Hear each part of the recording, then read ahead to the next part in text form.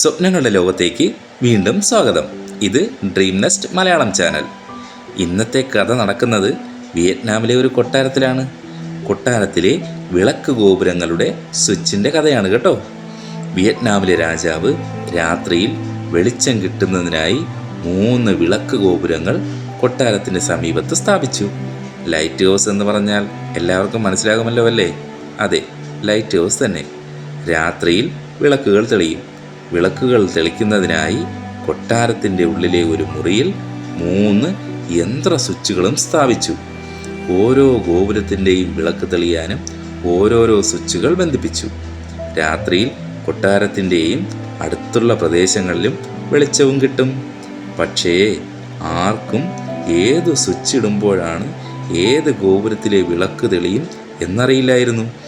അത് രാജാവിനും കൊട്ടാരത്തിലെ മുറിയിൽ വിളക്ക് ഗോപുരത്തിൻ്റെ സ്വിച്ച് പ്രവർത്തിപ്പിക്കുന്ന ആൾക്ക് മാത്രമേ അറിയൂ.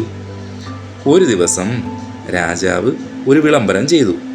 വിളക്ക് ഗോപുരങ്ങളുടെ സ്വിച്ച് കണ്ടുപിടിക്കുന്നവർക്ക് സമ്മാനം. ഒരു നിബന്ധന മാത്രം: നിങ്ങൾക്ക് യന്ത്ര സ്വിച്ച് ഇരിക്കുന്ന മുറിയിൽ ഒരു പ്രാവശ്യം മാത്രം പോകാം. വിളക്ക് ഗോപുരത്തിൻ്റെ ബാൽക്കണിയിൽ പോയി ഒരു തവണ പരിശോധിക്കുകയും ചെയ്യാം. എന്നിട്ട് ഏത് സ്വിച്ച് ഏത് വിളക്ക് ഗോപുരത്തിൻ്റേതാണെന്ന് കൃത്യമായി പറയണം. അവർക്ക് മാത്രമേ സമ്മാനമുള്ളൂ. രാജ്യത്തെ പലരും ശ്രമിച്ചു. 3 സ്വിച്ചുകൾ, 3 വിളക്കുകൾ.